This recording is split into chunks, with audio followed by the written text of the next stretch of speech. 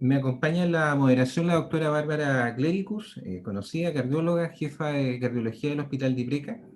Y yo soy el doctor Hugo Martínez, que ya he estado más de una vez en alguna de estas reuniones, así que buenas noches. Buenas noches, hola a todos. Tenemos pásame la siguiente diapositiva. Nos acompaña desde México la doctora Zulma Vázquez. Ella es cardióloga, ecocardiografista, profesora adjunta al posgrado de ecocardiografía, médico adscrito al laboratorio de ecocardiografía en el Instituto Nacional de Ciencias Médicas y Nutrición Salvador Subirán y coordinadora del capítulo de cardio-oncología en ANCAM. Bárbara, ¿Sí?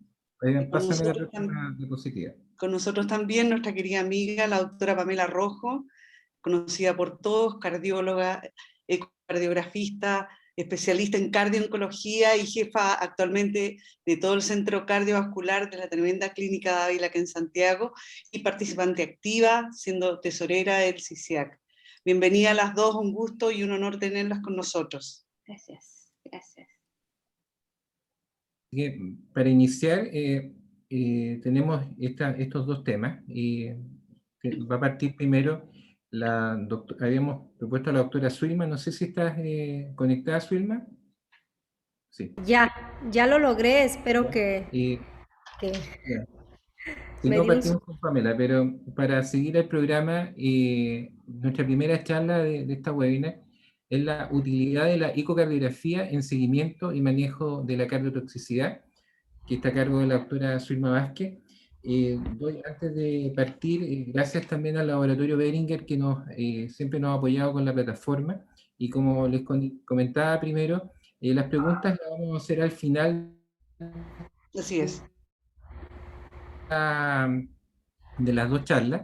Las preguntas van en el chat de Q&A, ya para que lo tengan claro, los saludos y todo lo que quieran en el otro chat. Así que, bueno, dejo con ustedes, como les contaba la doctora Zulma Vázquez, que nos va a hablar de cardiografía en seguimiento y manejo de cardiotoxicidad. Adelante, Zulma. Esperemos que no haya problemas con la conexión. Sí, si me dan permiso para compartir. ¿Fabián? Sí, ya tiene permiso, tiene atribuciones.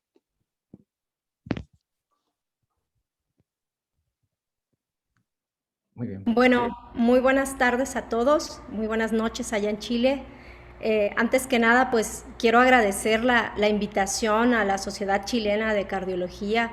De verdad, para mí es un privilegio y un honor estar aquí con ustedes.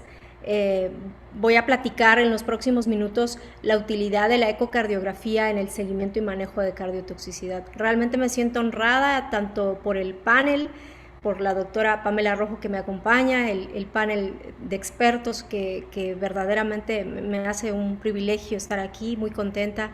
Y obviamente también el público, hay mucha gente también muy experta. Está el doctor Jorge Lowenstein, amigos míos. Así que bueno, sin más preámbulo, esta es mi agenda.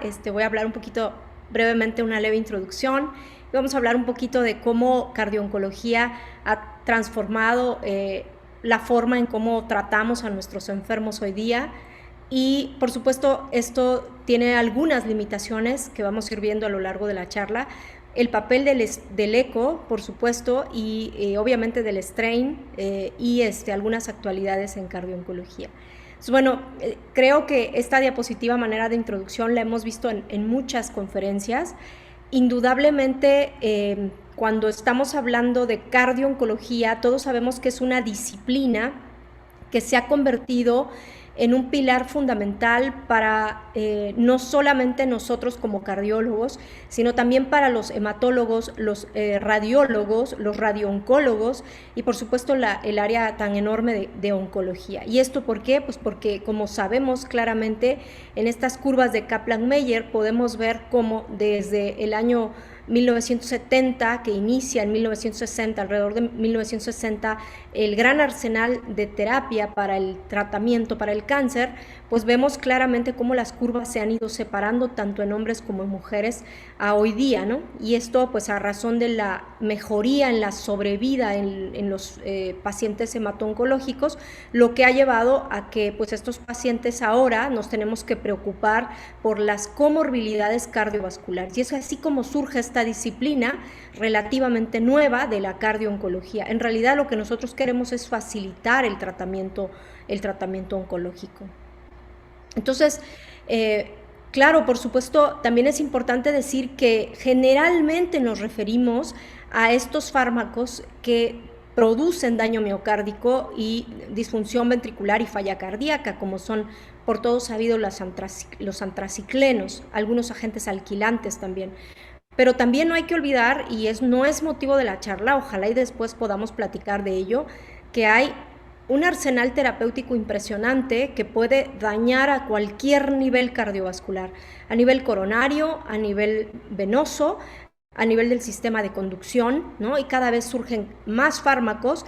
Los checkpoints, por ejemplo, son nuevos fármacos que quizás tienen más que ver con la función ventricular, pero no hay que olvidar que el arsenal terapéutico hoy día es numeroso y que por lo tanto tenemos que estar alertas a diferentes niveles de toxicidad cardiovascular.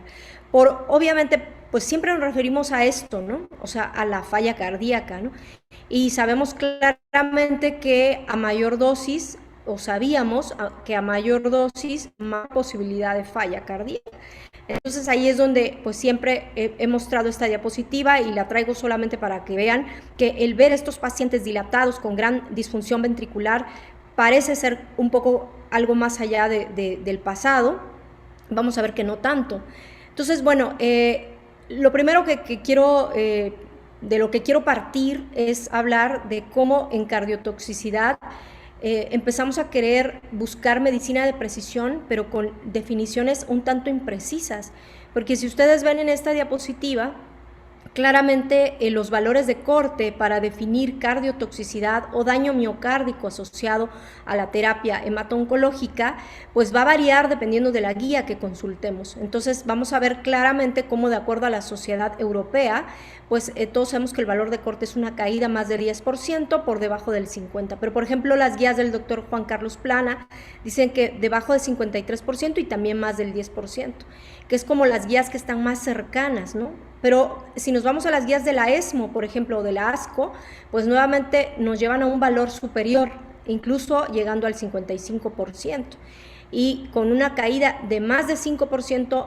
por debajo de 55%. Entonces, esto nos lleva, por supuesto, a que desde ahí empezamos con problemas, ¿no?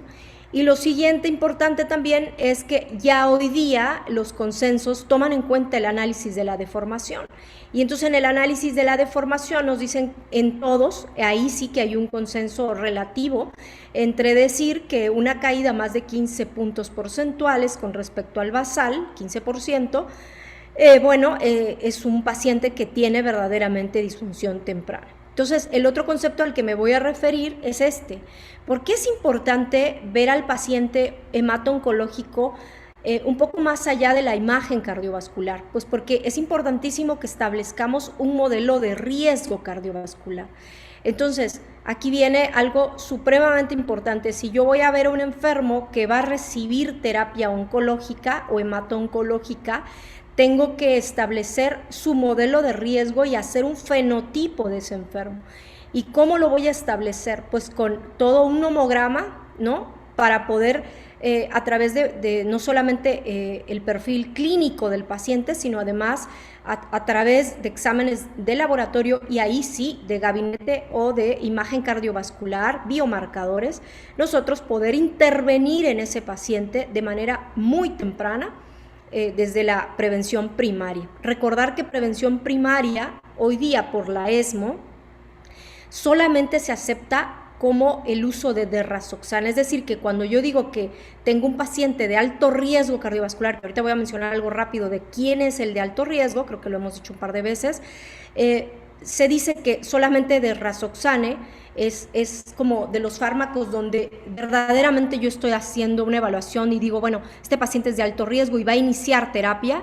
El iniciar terapia neuromoral con beta bloqueador, inhibidor de la ECA, etcétera, eso no es prevención primaria para la ESMO. Para nosotros los cardiólogos, de acuerdo a algunos consensos, sí lo es, solamente hago esta acotación. Entonces, bueno, y aquí solamente pongo en rojo que incluso las guías de la ESMO son muy estrictas y nos dicen, bueno, aunque el paciente tenga alto riesgo, ¿quién es el de alto riesgo para la Sociedad Europea de Oncología? Pues el que tiene cáncer metastásico, y cuando la dosis acumulada de doxorubicina exceda 300 miligramos metro cuadrado. Entonces, bueno, traigo algunos documentos acá que nos establecen cómo podemos nosotros realizar una evaluación adecuadamente completa en un enfermo hemato-oncológico, ¿no? Creo que todos hemos visto ya este consenso de las proformas escritas por las sociedades, varias sociedades, no nada más la Sociedad Europea de Falla Cardíaca, de Cardiooncología, la Sociedad Interamericana de Cardiooncología, la Sociedad Internacional de Cardiooncología. Son varias sociedades que, bueno, se juntaron y escribieron estas proformas que fueron publicadas hace un par de meses. Y bueno, también este consenso me gusta mucho porque este consenso americano y europeo de cardiooncología, publicado recientemente también, que nos establece este cuadrito que ustedes ven acá, donde ahí interviene la imagen cardiovascular y nos dice, bueno, si usted tiene un paciente hemato-oncológico, ¿qué debe de hacer? ¿Qué es lo mínimo que debe de hacer? Pues independientemente de lo que vaya a recibir, ya expliqué que no nada más los antraciclenos y los inhibidores HER2 son los que producen falla cardíaca, pero sin embargo debe de hacer pues, bueno, una buena evaluación clínica, un electrocardiograma será fundamental, sobre todo si está usted utilizando, por ejemplo, los TK o los inhibidores TK que pues tienen alto riesgo de arritmias ventriculares, un perfil de glucosa, de lípidos, un filtrado glomerular será fundamental, ¿no? Y después ya entra a los biomarcadores, por supuesto, y luego de ahí ya viene la ecocardiografía. Y en la ecocardiografía creo que es un consenso global de todos, decir que la evaluación transtorácica para la determinación de la fracción de expulsión y del strain será fundamental. Y ojo, porque aquí también ha habido mucha discusión, sin embargo, es muy clara y todas las consensos son muy claros. En ausencia de un strain longitudinal global, podemos utilizar el TAPSE o las velocidades de la onda S, pero es ya como un nivel de evidencia más bajo, ¿no? O medio de contraste si contamos con él. Hacemos otra vez hincapié en que tenemos que usar el mismo método, la misma modalidad de imagen, y si el eco de verdad no nos da información, podemos usar la resonancia. Entonces, ¿cómo establecemos ese modelo de riesgo? A grosso modo, ¿no? Igual lo mismo, las recomendaciones de la ESMO de este año dicen, bueno, pues usted simple y sencillamente, si no quiere recordar todo lo demás, simple y sencillamente recuerde todos estos parámetros que estamos viendo acá en el recuadro de color rosa. O sea, si el paciente ya lo trataron con antracíclicos, es de alto riesgo. Si el paciente tiene más de 70 años, 75 años, es de alto riesgo. Si recibió radioterapia, es de alto riesgo. Si es hipertenso, si fuma, si está muy joven, o sea, niños. Si tiene elevación de biomarcadores o tiene un trastorno de la función ventricular previa a iniciar la terapia, pues sin duda ese es un paciente de alto riesgo. Entonces, vean que si nosotros nos vamos ahora de acuerdo a los estadios de falla cardíaca, todo paciente que va a iniciar de entrada está en estadio A. O sea, tristemente, todo paciente que va a iniciar terapia hemato-oncológica ya lo colocamos en el semáforo verde porque es un paciente que está o que va a iniciar la recepción de un tóxico al sistema cardiovascular, y ese paciente está en estadio A de falla cardíaca, aunque no tenga ningún factor de riesgo cardiovascular. Entonces aquí está parte de las proformas. Nuevamente, en estas proformas sabemos que, pues bueno, si el paciente va a recibir antracíclicos o si va a recibir HER2 o si va a recibir TKs, cualquiera de los fármacos que vaya a recibir, tenemos una serie de parámetros que podemos usar, de variables, y estas tablitas se me hacen muy buenas porque podemos establecer con qué nivel de evidencia y qué riesgo tiene el paciente dependiendo de si yo voy pues tachando, ¿no? Si es arriba de 60 años, si tiene hipertensión, si tiene diabetes, etcétera, ¿no? Y por supuesto la evaluación de biomarcadores y de la fracción de expulsión. Entonces, ¿Cómo es la progresión a la falla cardíaca cuando el paciente está recibiendo terapia o quimioterapia? Bueno, dijimos que todo paciente que inicia está en estadio A, pero y ahí empieza, ¿no? O sea, ahí este paciente está en riesgo y va a recorrer todos estos estadios si nosotros no podemos determinar a tiempo sus factores de riesgo cardiovascular. Eso es supremamente importante. Entonces, de manera que entonces lo que tratamos es justamente evitar la caída de la deformación, ya no se diga la fracción de expulsión. Entonces, solamente recapitulando, el paciente que está en estadio B, que pasó del estadio A, del semáforo verde al semáforo amarillo, es aquel paciente que ya se nos fue. O sea, definitivamente el paciente que pasa del semáforo verde al semáforo amarillo es un paciente que se nos fue y que si yo no fui capaz de determinarlo, pues es muy triste, porque finalmente es un paciente en el que quizás la fracción de expulsión estaba normal en el estadio A porque es un paciente que tenía factores de riesgo y quizás no se determinaron, cayó la deformación, la fracción de expulsión seguía normal, no nos dimos cuenta, pero en el estadio B ya cayó la fracción de expulsión. Lo que pasa es que el paciente está asintomático.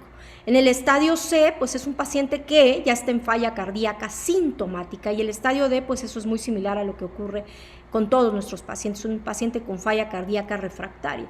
Entonces, esto es un continuo. Entonces, lo que yo tengo que hacer es entonces buscar biomarcadores para prevenir. Y esos biomarcadores creo que encontramos la perfecta respuesta con el análisis de métodos avanzados, ¿no? Entonces, vean que entrando un poquito a conceptos y definirlos rápido, o sea, no me voy a meter mucho a quizás algunos conceptos que he platicado ya en charlas previas, me voy a ir directo, pero un concepto que nada más tengo que recordar es que el paciente con disfunción subclínica hoy se acepta que usted puede encontrarlo de dos maneras. Uno, a través del strain, o sea, una disfunción subclínica por caída de la deformación o por elevación de biomarcadores. Eso ya está sin discusión. Entonces, lo que yo intento es justamente eso, encontrar al paciente y evitar que caiga del estadio A al estadio B. Todos sabemos la definición, ya lo dije, la caída de más de 15%, pues es un paciente que tiene disfunción subclínica. Otro concepto importante también que la guía hace alusión es a encontrar un enfermo que por otra noxa tiene un strain longitudinal bajo. De ahí la importancia de hacer un buen análisis de la deformación antes de iniciar la terapia, ¿no? Y no nada más, por ejemplo, no sé, si no tengo strain, quedarme con un MAPS. Yo haría una troponina o sí si no tengo strain. ¿Por qué? Pues porque si yo encuentro que el paciente tiene 17%, por ejemplo, o sea, menos 17% antes de empezar, ese es un enfermo de alto riesgo. Ese es, y lo vamos a ver a lo largo de la charla. O sea, ese enfermo no ha empezado, va a empezar, pero es diabético probablemente, hipertenso de larga data o hipertensa de larga data, y tiene un strain global, longitudinal, bien tomado, con un operador experto, con un laboratorio que tiene consistencia, etcétera, etcétera, que lo hemos dicho en todas las charlas, y le ve un SLG de 17, de menos 17, de menos 18, ojo, porque ese paciente es de alto riesgo, ¿no? Entonces, y bueno, acá vemos pues claramente, o sea, es un ejemplo muy claro de lo que sucede cuando tenemos esta caída de la deformación con presencia de fracción de expulsión normal. Esto hemos hablado por qué sucede esto, y ha habido varias charlas que hemos platicado, por qué la caída del strain, si esto se anticipa, y hemos dicho claramente pues que quizás lo que sucede es el método tiene mayor sensibilidad para detectar cambios más sutiles que si esperamos un aumento, que el ventrículo izquierdo se quede con un aumento de volumen de fin de sístole que refleja verdaderamente trastorno de la contractilidad. Entonces dijimos que yo puedo encontrarlo por un strain, pero también lo puedo encontrar por troponinas, y entonces no olviden ustedes que el paciente que, si no tengo deformación, pero mi paciente mantiene troponinas elevadas en el tiempo, es el paciente que se va a complicar. Ojo con ese paciente. O si el paciente no normaliza las troponinas en el tiempo, también es un paciente que hay que tenerle mucha precaución y pegársele, ¿no? Entonces, bueno, y aquí entramos justamente a esto, o sea, ¿Cuál es el papel de nosotros como en el área de imagen? Pues bueno, por supuesto, todos sabemos que el estudio ideal es la ecocardiografía, porque pues es una pieza angular, ya dijimos, desde la estratificación de riesgo, la determinación temprana y el seguimiento a corto y largo plazo, determina la estructura y la función, ve si tiene enfermedad cardíaca preexistente, ya lo dijimos, y aparte que es altamente disponible, ¿no? Barato, accesible, a la cama del paciente, etcétera. Entonces, ¿qué es importante con la ecocardiografía hoy día? Pues simple y sencillamente recordar que cuando yo hago un análisis para evaluar un paciente hemato-oncológico, no basta la evaluación visual y la ecocardiografía bidimensional, y eso es donde quizás debemos de cambiar un poquito el chip y los paradigmas, ¿no? E ir desde la fracción de eyección al strain. Por supuesto, obviamente, si yo tengo posibilidad de hacer un eco tridimensional será mejor, y si yo no veo nada porque la ventana ecocardiográfica del paciente es mala, quizás será momento de hacer una resonancia magnética para buscar reforzamiento tardío, presencia de edema miocárdico, etcétera. O incluso hoy día pues hay un trabajo por ahí que habla de la utilidad del ecoestrés en el paciente cardio-oncológico. Entonces, aquí tenemos este otro consenso que nos habla pues del rol de la imagen cardiovascular en el paciente oncológico. Y entonces, simple y sencillamente, quiero que se detengan en el círculo, que es supremamente importante. ¿Por qué? Pues porque, como están ustedes viendo acá, cuando yo hago un análisis de un paciente hemato-oncológico, tengo que seguir estos principios. O sí, tratar de medir un eco, por lo menos Simpson biplanar, de ser posible un 3D, ¿no? Esto es bien importante y pocas veces se reporta, y nos fijamos que es la medida de los volúmenes ventriculares. Considerar la resonancia, ya dijimos en algunos casos, y siempre combinar toda esta información en la medida de lo posible con una buena clínica del paciente y biomarcadores. Medir la presión arterial durante el estudio y, por supuesto, medir la deformación. Entonces, esta tabla también me parece muy interesante cuando yo estoy haciendo una evaluación y yo quiero evaluar y vigilar a un paciente hemato-oncológico. No debo olvidar, además de todo lo que ya he comentado, de reportar otra vez nuevamente los volúmenes. ¿Y por qué tengo que checar cómo se comportan los volúmenes? Pues porque aunque la ecocardiografía bidimensional tiene baja sensibilidad con respecto al estándar de oro, que es la resonancia, bueno, si yo estoy insonando y estoy haciendo, por ejemplo, tengo la fortuna de tener tridimensional y yo cuantifico los volúmenes de fin de sístole y de fin de diástole y los comparo en el tiempo, yo puedo decir, no, pues es que incrementó, aunque conserva la FEBI, alrededor del 55%, resulta que incrementó el volumen de fin de sístole más de 20 mililitros. Eso, pues, evidentemente tiene, obviamente, mucho impacto en el seguimiento del paciente. No, bueno, y obviamente no olvidar el lado derecho, ¿no? Los marcadores de función ventricular derecha. Ya sabemos hoy que el hemato-oncológico que tenga un TAPSE debajo de 17, una FAC menos de 35 o un strain de la pared libre del BD de menos de 20% en el seguimiento, pues ojo, porque este puede ser un paciente que quizás se nos pueda complicar en el tiempo y puedan ser marcadores de falla cardíaca temprana, ¿no? Lo mismo la presión, el análisis de la presión pulmonar y de los diámetros de la vena cava, etcétera. ¿Por qué es importante entonces tener un buen seguimiento en estos enfermos? Pues porque ya se ha visto cómo existe un mismatch en el riesgo cardiovascular de los pacientes que llevan seguimiento por el área de cardio-oncología o de imagen cardiovascular en cardio-oncología comparativamente con el que no lo lleva.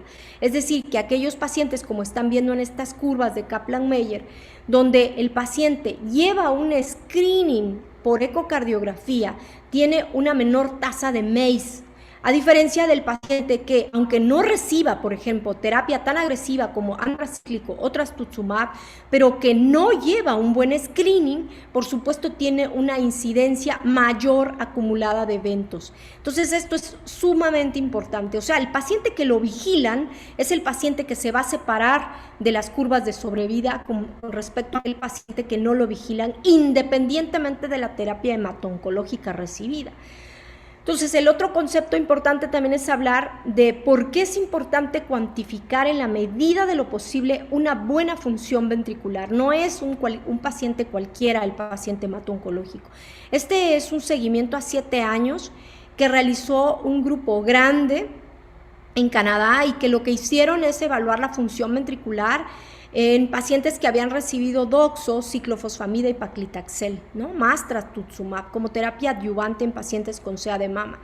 Y lo que se dieron cuenta es simple y sencillamente que aquellas pacientes que la fracción de expulsión fue limítrofe, si la fracción de expulsión fue limítrofe antes de empezar la terapia, imagínense cómo estaba el strain. Por supuesto que era, si no es que bajo o ligeramente bajo, desde antes de iniciar la terapia. Entonces, obviamente los pacientes que tenían fracciones de expulsión ligeramente mayores del 60% tuvieron menos incidencia de caída de la fracción de expulsión en el tiempo, a diferencia de aquellos pacientes donde la fracción de expulsión fue relativamente border al iniciar la terapia, o sea, aquellos pacientes tuvieron mayor cantidad de eventos seguido de antracíclicos. Después de los antracíclicos, recuerden que la terapia adyuvante muchas veces es trastuzumab, entonces después de 3 meses de haber recibido antracíclicos, le ponen trastuzumab. Al tercer mes pueden ustedes estar viendo ya caída en aquellas pacientes que tuvieron fracciones de expulsión limítrofes al empezar la terapia.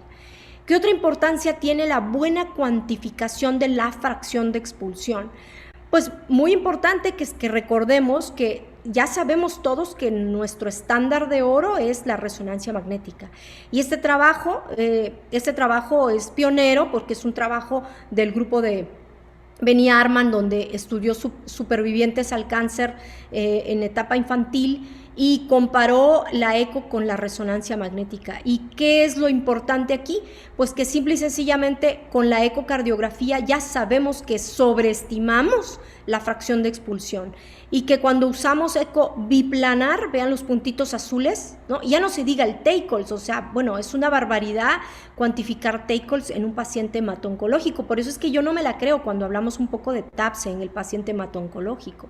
¿Por qué? Pues porque vean ustedes los circulitos debajo del recuadro en gris, cómo claramente se observa que aquellos pacientes que tuvieron, de acuerdo ya sea a eco bidimensional, biplano o por TACLES, mayor de 50% de FEV, y la resonancia dijo, resulta que un gran porcentaje de ellos tenían fracciones de expulsión debajo del 53% o del 50% por resonancia, a diferencia de aquellos pacientes con 3D, porque el 3D fue superior y se equivocó menos, y eso ya lo sabemos, pero vale la pena no olvidarlo.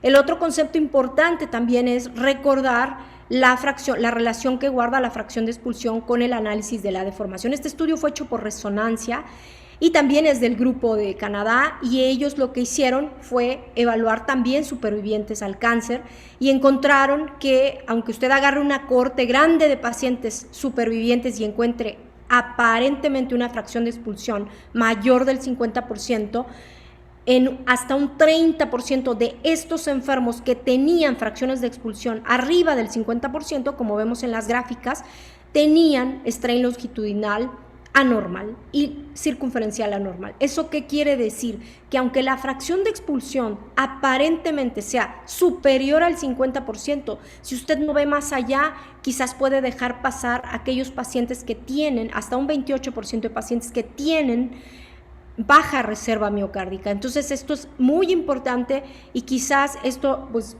va a ocupar muchos de los trabajos en adelante, ¿no?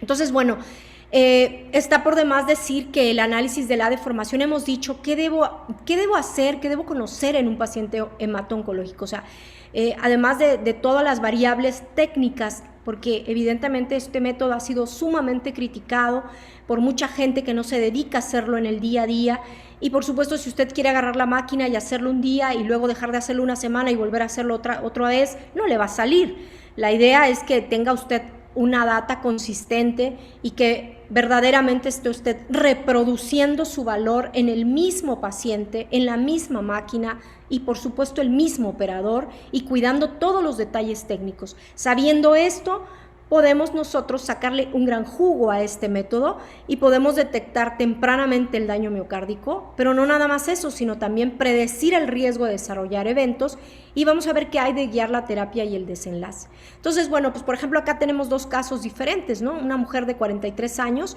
es el caso 1 con un strain de menos 19 y el caso 2 es una mujer de 73 años que tiene la misma fracción de expulsión que la paciente de 43 años. Y entonces veamos cómo la paciente que tiene 73 años, obviamente ya desde ahí tiene un factor de riesgo, es diabética hipertensa, segundo factor de riesgo, tiene un bloqueo de rama izquierda, tercer factor de riesgo, cuarto factor de riesgo, pues no le hacemos strain. Si no le hacemos strain, yo digo, pues tiene 56 y resulta que a los 3 meses falla cardíaca, ¿no? ¿Por qué? Pues porque la respuesta está aquí, muy probablemente no encontramos y no hicimos un fenotipo hemato-oncológico en esta paciente y no nos dimos cuenta que el caso 2 era una mujer que claramente tenía alto riesgo cardiovascular y que había que iniciar terapia cardioprotectora. Y eso está descrito en gran cantidad de trabajos. Este es uno de ellos simplemente para ilustrar cómo cuando yo meto en una caja todas las variables, no nada más la clínica y la fracción de expulsión, sino añado el análisis avanzado de la función ventricular, la chi cuadrada, por supuesto, es superior y me predice mayor posibilidad de detectar eventos cardiovasculares. Hay muchísimos metaanálisis, creo que eso ya no está a discusión. Les traigo, y por ejemplo aquí pues creo que vienen incluso reportados gente con latina, que me da mucho gusto, el doctor Barata y colaboradores están descritos en esta metaanálisis, donde habla del valor predictivo que tiene el strain para predecir respuesta a la terapia, a la quimioterapia. Y por supuesto que en todos ellos pues el valor obviamente supera la unidad y entonces esto hace pues que estos resultados sean concordantes con lo que ya sabemos en la literatura. El concepto que les quiero platicar, que también es importante saber, es que, y mucho nos han metido en los 2-3 últimos años, ¿qué pasaría si yo le hiciera strain longitudinal global por resonancia a estos pacientes? Entonces, estos dos trabajos son dos trabajos recientemente publicados, donde hicieron un face-to-face eco contra resonancia, pero no para medir fracción de expulsión y volúmenes. Ya sabemos que la resonancia es superior para predecir cardiotoxicidad, digamos, mediante el análisis de la volumetría de la fracción de expulsión. Ya sabemos que la resonancia es superior, que bueno, tiene mayor resolución espacial y eso nos va a permitir una detección pues, más certera de los volúmenes y por tanto de la fracción de expulsión. Eso ya lo sabemos, pero ¿qué es lo que nos trae esta data? Pues esta data, sobre todo esta del lado izquierdo, que fue publicada por el grupo del doctor Paladinesh hace un par de meses, lo que hizo es evaluar, poner frente a frente la eco contra la reso para el estudio del strain. Y fue una gran sorpresa para algunos, para otros no tanto, pero ¿cuál fue la mayor sorpresa? Que el análisis de la deformación por resonancia tuvo una mayor variabilidad temporal con respecto a la ecocardiografía. ¿Eso qué quiere decir? Quiere decir que mediante resonancia magnética tenga dudas usted si cuantificar el strain longitudinal global, porque la mayoría de métodos que ha comparado el eco contra la resonancia para la deformación, definitivamente el ecocardiografía es superior. Estoy hablando de ecografía 2D, no 3D, paso de la deformación. Entonces dijimos un momento que estas guías son de la sociedad, publicada en la Heart, a poquito tiempo igual, y importante porque sí ya me recordaba, entonces este par de algoritmos, 3 casos que terminar. Entonces dijimos que cómo el eco entonces para el modelo y el de estos dos conceptos, que es muchísimo una charla, pero dijimos que un paciente que va a iniciar está en estadio A, pero puede pasar a estadio B. ¿Quiénes progresan?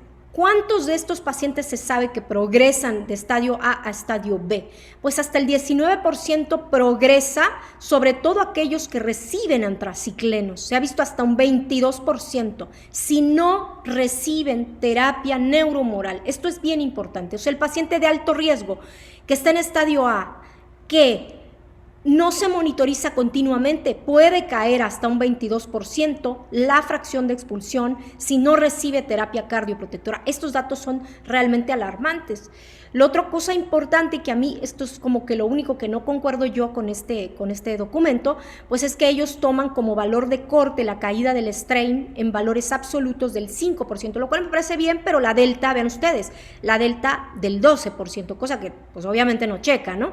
Entonces, evidentemente, pues aquí nosotros tenemos que formarnos nuestro propio criterio. Yo aquí, por ejemplo, a este algoritmo cambiaría y pondría, bueno, si usted tiene un paciente y ya hizo el fenotipo clínico, le hace un strain y tiene una caída en 3 meses, por ejemplo, de más de 15%, pues entonces lo primero que hay que checar es que no haya otra NOX asociada. ¿Cómo qué? Como anemia, hipertiroidismo, enfermedad coronaria, etcétera. Haga unas troponinas. Si las troponinas son positivas, pues entonces ese paciente tiene que iniciar a la voz de ya, y vean qué terapia neurohumoral recomiendan. Ojo que la terapia con antagonistas receptores de aldosterona, estos bueno, no hay tanta data consistente. Lo que sí que hay ya un consenso, y ahorita voy a presentar rápidamente lo que hay, que es los inhibidores de la ECA y los beta bloqueadores. O sea, ese paciente debería recibir o sí terapia neurohumoral antes de pasar al estadio B. O sea, evidentemente el paciente que ya levotroponinas, pues ese paciente y que evidentemente ese paciente cayó el strain y levotroponinas, ese paciente debe recibir discutirse con el grupo hemato-oncológico si es que tiene que continuar con cuánto tiempo tendría que continuar con la terapia neurohumoral. Entonces, esto es parte de lo que hay en cuanto a cuántos pacientes transitan del estadio A al estadio B de falla cardíaca después de haber iniciado terapia neurohumoral, y se ha visto claramente que aquellos pacientes que la reciben son aquellos pacientes los que los cardioprotegemos, pues son aquellos pacientes que mantienen la fracción de expulsión por arriba del 56%, a diferencia de los pacientes que no la reciben, donde la fracción de expulsión cae debajo del 53%. ¿Qué hay de terapia neurohumoral para prevenir la caída o el pasar del paciente del estadio A al estadio B? Pues este documento me pareció muy bonito, también fue publicado hace menos de un par de semanas, y lo que nos dice pues es de la terapia neurohumoral. Usted puede utilizar beta bloqueador, inhibidor de la ECA, bloqueador de los receptores de aldosterona o antagonistas de receptores de mineralocorticoides. En realidad hay 2 o 3 estudios de antagonistas de aldosterona y 1 o 2 de receptores de mineralocorticoides. Este es un metaanálisis muy lindo donde prácticamente pues habla de los puntos fuertes y los puntos débiles. Siempre los puntos débiles son que muchos de estos estudios fueron realizados pues con un poquito de sesgo, porque son estudios pequeñitos, son estudios donde de manera incierta pues muchas veces los pacientes no se les ha seguido en el tiempo y no se ha visto otros datos duros, pero sin duda hay estudios corriendo, como voy a platicar. Entonces, bueno, este es un poco del resumen que hay de todos los trabajos que hay de terapia cardioprotectora. Estos son estudios que ya fueron publicados, creo que todos los conocemos. Por ejemplo, yo aquí les puse como en rojo los estudios que creo que todos hemos leído, que es el Overcome, el Safe, Heart, donde se utilizaron, por ejemplo, en el Overcome utilizaron enalapril y carvedilol. El estudio Prada, ¿no? Donde utilizaron, es un estudio donde se utilizó candesartán en un brazo y en el otro brazo metoprolol, y vale decir que el metoprolol no demostró evidencia en cuanto a la fracción de expulsión, pero sí que mostró evidencia en las troponinas, ¿no?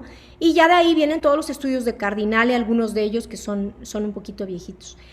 Por supuesto, no dejaré de mencionar este trabajo que se me hace interesante mostrárselos. ¿Por qué? Porque fue publicado también recientemente y hay un poco de controversia en cuanto a los resultados, pero quiero decir que quiero mostrárselos con estas flechas de color rojo y de color verde, y quiero que pongan mucha atención qué pasó en el SUCOR. Todos sabemos que en el SUCOR justamente la idea era ver qué pacientes, 2 brazos primero, ¿no? O sea, los pacientes recibieron ya sea antraciclenos y otras tuxumab o inhibidores de tirosincinasa. Y entonces dividieron a los pacientes en 2 brazos grandes. El brazo donde iniciaron terapia neurohumoral para, digamos, tratar de proteger o cardioproteger al paciente, pero solo si caía la FEBI, y el otro brazo solo si caía el strain. ¿Y qué vieron? Pues vieron que cuando se esperaron a que cayera la FEBI, o sea, cuando ya el paciente estaba en estadio B, ese paciente, 65% de ellos al año de seguimiento, quiero que vean la flecha gorda roja, tenían fracciones de expulsión anormal, o sea, seguían en falla cardíaca al año de seguimiento. A diferencia de aquellos pacientes donde vieron un strain anormal, la FEBI era normal, o sea, todavía estaban entre el estadio A y el estadio B. Eso es bien importante. Entonces, ese paciente, ahí en ese momento, antes de que cayera la FEBI, iniciaron terapia neurohumoral. Ya dijimos cuál. Y entonces, cuando vieron esto e iniciaron cardioprotección, hasta el 60% de ellos normalizaron o se mantuvo normal la fracción de expulsión en el tiempo. Esto es sumamente importante porque entonces esto, pues por supuesto que son resultados que ya esperábamos y que de verdad estábamos esperando con ansias, y esto quizás responde muchas de las preguntas, tanto mías como de ustedes, de toda la audiencia, ¿no? Esto es lo mismo que ya dije, el brazo guiado. Entonces, bueno, ¿qué pasa cuando ya el paciente tiene o está en falla cardíaca? Pues simple y sencillamente traje estos algoritmos rápidos para que sepamos, porque muchas veces me preguntan en las charlas, bueno, ¿qué hago si el paciente ya cayó la fracción de expulsión? O sea, ya tiene debajo del 50% la fracción de expulsión. Bueno, si ya tiene debajo de 50, lo primero, otra vez, checar condiciones que estén interfiriendo a esa caída, ¿no? O sea, no todo es cardiotoxicidad, o sea, quizá el paciente tiene enfermedad coronaria, es hipertiroideo, tiene severa anemia, o sea, checar y excluir otras variables que pueden impactar en la caída de la fracción de expulsión. Si la fracción de expulsión ya cayó debajo del 50, pero el paciente está asintomático, o sea, está en estadio B, ¿no? O sea, si el paciente está asintomático, ¿qué debo hacer con la terapia oncológica? Bueno, si el paciente ya cayó la fracción de expulsión debajo del 50, pero menos del 40, todos los consensos dicen, pare el tratamiento temporalmente, discútalo con el grupo cardio-oncológico, pero tiene que parar temporalmente. Estoy hablando del paciente que va a recibir antracíclicos, ¿eh? No, esto no aplica para todo. Entonces, ¿por qué? Pues porque tiene usted que volver a examinarlo, hacer estudios, BNP, ProBNP, etcétera. 3 semanas, no mucho tiempo, o sea, darle chance de 3 semanas y revalorar, ¿no? Entre 3 semanas a 12 semanas el reinicio de la terapia hemato-oncológica si la fracción de expulsión ha mejorado. Si la fracción de expulsión es superior al 40, pero menos del 50, continúe el tratamiento hemato-oncológico sin problema, ¿no? Obviamente hay que monitorizar a ese enfermo. Si el paciente tiene falla cardíaca, o sea, ya cayó la fracción de expulsión debajo del 50, pero está sintomático, ojo, porque ahí o sí, vean como siempre, acabamos en lo mismo, o sea, iniciar ya la terapia neurohumoral. Y obviamente, si está debajo del 40%, hay que darse una pausa con la terapia hemato-oncológica, hablando de antraciclenos, quizás incluso hablar con el grupo de cardio-oncología, todos reunirse y saber y verificar qué es lo que mejor le conviene al paciente, ¿no? Entonces, bueno, este es un ejemplo, ese es un hombre de 66 años con un sarcoma maligno, que recibe doxorubicina 600 miligramos y con AFEBI basal del 55. 9 meses después, pues este es el eco de control, o sea, este pobre hombre, después de 9 meses, no se revisó, no se vio nada, y en 9 meses cae la fracción a 45. ¿En qué estadio está? Pues está en estadio B. Cayó debajo del 50, pero obviamente más del 40%. Entonces, ¿qué hay que hacer aquí? Pues hay que continuar, pero antes de continuar la terapia hemato-oncológica, pues nosotros quisimos hacer una resonancia. La resonancia no mostró nada de fibrosis, un derrame pericárdico ligero, corroboró un poco la fracción de expulsión que habíamos dicho. Nosotros estamos ya iniciando un protocolo con sacubitril o valsartán y nos está yendo muy bien, muy bien. Le dejamos todo esto al paciente y 4 meses después, bueno, el paciente continuó su terapia hemato-oncológica y la fracción de expulsión, por supuesto, no recuperó al basal, pero bueno, sí se quedó por lo menos mejor de lo que habíamos comentado, ¿no? Este es un paciente en estadio D. Esta es una mujer joven que había recibido una dosis tope de antraciclenos y luego después trastuzumab. Entonces, esta paciente llegó en falla cardíaca, ¿no? desgraciadamente con una fracción de expulsión debajo del 30%, se paró el tratamiento hemato-oncológico 3 semanas, ¿no? Incluso se hospitalizó, le dimos levosimendan, inotrópicos, y desgraciadamente la paciente pues no mejoró tanto como hubiéramos querido.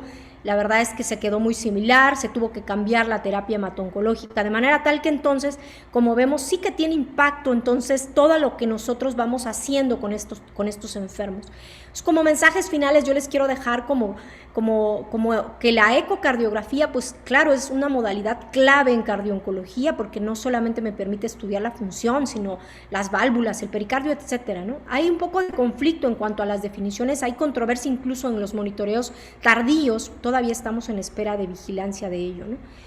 Sin duda, la fracción de expulsión es un parámetro que es importantísimo. A menor FEBI basal, mayor riesgo. A mayor FEBI basal, menor riesgo. Pero no nada más la FEBI, también el strain, ¿no? Y claro, ya sabemos todas las bondades de la deformación, ¿no? O sea, ya sabemos también que al año de seguimiento, el uso de usar la estrategia de pegársele al paciente y guiarla por deformación reduce el número de pacientes que presentan cardiotoxicidad. Claro, se necesita más data pues para evaluar el impacto de esta estrategia. Mucha gente me va a decir, sí, pero ¿eso qué impacto tiene? A ver, los que se quedaron la FEBI baja murieron más, se admitieron más por falla cardíaca, tuvieron mejor tolerancia al ejercicio. Bueno, eso lo sabremos seguramente en los próximos meses, en los próximos años, ¿no? Y bueno, claro, la fracción tiene un valor clínico innegable. Siempre lo digo a los residentes que la fracción de expulsión por bidimensional, si no la saben trazar bien, eso y la carabina de Ambrosio. O sea, realmente no vamos a poder evaluar bien al paciente si no tenemos una curva de aprendizaje. Debemos conocer sus limitaciones e interpretar la función en ese sentido. Y eso es todo. Muchas gracias por su atención.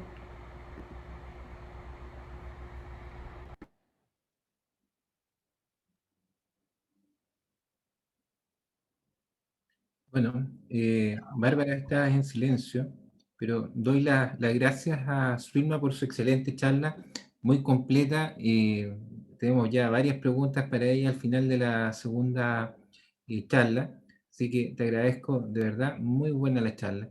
Dejo a Bárbara. Bárbara está en silencio. Ahora, no, Ahora yo sí. quería felicitar a Zulma, creo que es una conferencia inspiradora y que creo que va a motivar que cada más gente participe de esta especialidad, que cree en la cardiooncología, y creo que tú resumiste en una diapositiva que realmente hay un impacto importantísimo si nosotros hacemos las conductas que tú has mencionado. Yo realmente felicitaciones y muchas gracias.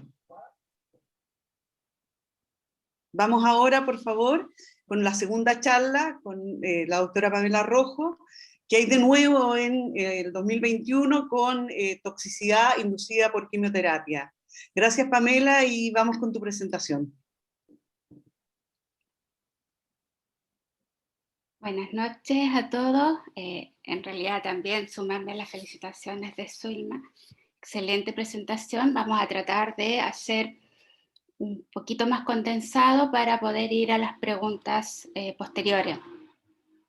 Como bien nos dijo Zulma, nos hemos ido preocupando mucho desde la época del diagnóstico del cáncer hasta el inicio de la terapia oncológica, y después todos nuestros esfuerzos habían sido para el monitoreo de la cardiotoxicidad, la estratificación de riesgo, evaluaciones basales, predicciones de recuperación y finalización, la terapia oncológica, y hasta ahí llegábamos. No nos preocupábamos mucho del monitoreo de la cardiotoxicidad a largo plazo. Y esto se ha ido basando en que se reconoce que el riesgo basal de cardiotoxicidad tiene como 4 pilares significativos. Uno es el antecedente de una enfermedad cardiovascular previa, factores de riesgo cardiovascular que se comparten con la neoplasia, factores de estilo de vida, principalmente como tabaquismo, obesidad, alcohol, y antecedente de una terapia cardiotóxica previa, tanto radioterapia como quimioterapia previa. Y nuestro interés partió desde aproximadamente el 2013, cuando en uno de los estudios clásicos, que ya Zulma lo nombró, en que se estudiaron 14.358 sobrevivientes de un cáncer diagnosticado en etapa infanto-juvenil, especialmente leucemia, cáncer de cerebro, linfoma Hodgkin y no Hodgkin, cáncer de riñón. Todo esto demostraron que a seguimientos de largo plazo había patología cardiovascular, en especial con alto riesgo de insuficiencia cardíaca congestiva, infarto y enfermedades pericárdicas. Todo esto estaba condicionado con dosis alta de antraciclina, mayor de 250, dosis alta de radioterapia, mayor de 30 Gray, o si se potenciaban a esto. Esto permitió que nosotros pudiéramos empezar a conocer que los sobrevivientes de una terapia oncológica tenían mayor riesgo de morbilidades relacionadas a la terapia, que estas enfermedades o riesgo cardiovascular se podían presentar a largo plazo y que podían abarcar desde insuficiencia cardíaca a enfermedades valvulares, vasculares, pericardio, y como les decía, podían aparecer muchísimas décadas después de haberse salvado del cáncer. Toda esta patología se relaciona especialmente a exposición de radiación con dosis alta y o uso de antraciclina. En esta idea de ir siguiendo la evolución de los pacientes sobrevivientes de cánceres en la infancia, se pudo ver que había patología precoz y en el cual se podía hacer prevención primaria, como dijo Suilma, en infusión lenta de antraciclina, dexarroxane o uso de antraciclinas liposomales. Pero en los pacientes que sobrevivían se podía ver que podía haber hasta un 10.6 riesgo de incidencia de insuficiencia cardíaca en hasta 40 años de seguimiento. Y esta predicción a largo plazo era multivariable, en que influenciaba predicción de riesgo, exposición previa, factores de riesgo cardiovascular, función cardíaca, tanto al finalizar la terapia oncológica o factores genéticos. Y esto nos ha ido definiendo que los pacientes sobrevivientes de esta tragedia de haber tenido un cáncer en la infancia, juvenil o en la primera edad, podía después fallecer por patología cardíaca como insuficiencia cardíaca, enfermedad coronaria, enfermedad valvular. Este otro estudio importantísimo de una cohorte de más de 200.000 pacientes sobrevivientes de un cáncer diagnosticado entre los 15 y los 40 años, demostró que había mucho mayor mortalidad mientras más precoz tenía el paciente su cáncer y presentaba, por lo tanto, mayor riesgo de presentar cardiopatía isquémica, valvulopatía, miopericardiopatía. Se vio también que todos los sobrevivientes de estas patologías oncológicas tenían mayor riesgo de todo tipo de mortalidad cardiovascular y casi un 30% podía fallecer por insuficiencia cardíaca. Esto se ratificaba en numerosos estudios demostrando que la sobrevida a 10 años después de un cáncer, la mayor causa de mortalidad, más que un segundo primario, es una cardiopatía isquémica, insuficiencia cardíaca, enfermedad valvular y o arritmias. ¿Cuáles son los cánceres que generan mayor riesgo de radiación a nivel cardíaco? Obviamente los que están en la región torácica y cercanos al corazón. Puede ser el timo, que recibe casi hasta 60 Gray el corazón, cáncer de pulmón, esófago, mama, cánceres gástricos por la extensión de la radiación y linfoma no Hodgkin. Esto se ha visto que ha permitido detectar como que el corazón es uno de los órganos más radiosensibles y es castigado por todas estas terapias que ya hemos esbozado. En estudios epidemiológicos se ha demostrado que casi el 50% de los pacientes que tienen algún tipo de cáncer reciben radioterapia en algún momento de su enfermedad. Esto principalmente en pacientes ancianos, ya que es una muy buena alternativa de terapia, o aumenta la probabilidad como terapia adyuvante o coadyuvante para optimizar la respuesta oncológica, y que el 40% de los sobrevivientes de un cáncer han recibido radioterapia en algún momento. Es importante, por varios estudios, demostrar que por cada Gray administrado, el riesgo cardiovascular aumenta entre un 3 a un 7.4%. No hay un umbral de dosis media mínima para el riesgo de provocar eventos cardíacos, pero se aconseja no sobrepasar dosis media de mayor de 5 Gray en la zona cardíaca y nunca mayor de 10 Gray en volumen cardíaco. Por lo tanto, en este momento podemos decir que la cardiopatía inducida por la radiación puede abarcar la enfermedad vascular, en que está dada por enfermedad microvascular, enfermedad coronaria y enfermedad macrovascular, principalmente a nivel de la aorta ascendente y de los grandes vasos del cuello. Puede haber compromiso valvular dado por engrosamiento y calcificación de los velos valvulares, principalmente izquierdo, con funcionalidad de estenosis o principalmente insuficiencia valvular. Puede haber enfermedad pericárdica, enfermedad del sistema excitoconductor y enfermedad del miocardio, caracterizado principalmente por patología restrictiva. Los factores de riesgo de una enfermedad cardiovascular inducida por la radiación es el antecedente de una radiación previa en tórax anterior o izquierdo, alta dosis acumulada de radiación con un número mágico de mayor de 30 Gray, alta dosis de radiación diaria mayor de 2 Gray, si el paciente es muy joven, antes de los 50 años de haber recibido esta radioterapia, obviamente presencia de obstrucción tumoral cerca del corazón, factores de riesgo cardiovascular clásico, enfermedad cardiovascular preexistente y falta de un adecuado blindaje del corazón. Todo esto hace que la incidencia de la cardiopatía inducida por radiación puede ser de hasta un 30% a los 10 años de finalizada la terapia o casi un 54% en hasta 40 años de finalizada la radioterapia. Ustedes ven acá en este trágico enfrentamiento de que los pacientes sobrevivientes de una enfermedad de Hodgkin tienen hasta un 13% mayor de riesgo de morir por una enfermedad cardiovascular que por el propio cáncer. Puede tener hasta 6.7% mayor riesgo de ser enfermedad isquémica. ¿Y qué es lo que hace la radioterapia en la zona torácica? Puede haber injuria macrovascular, principalmente dado por la edad, como les decía, a menor edad, mayor riesgo, mayor aceleración de los procesos ateroscleróticos, con reducción del flujo a territorios miocárdicos, condicionando isquemia miocárdica y, por supuesto, cardiopatía coronaria. La injuria microvascular va a provocar reducción de la densidad de los capilares miocárdicos con reducción del flujo y la reserva vascular subclínica, aumento de la permeabilidad capilar con procesos de disfunción a nivel del pericardio, condicionando derrame o constricción, y injuria endoteliar que va a provocar alteración valvular.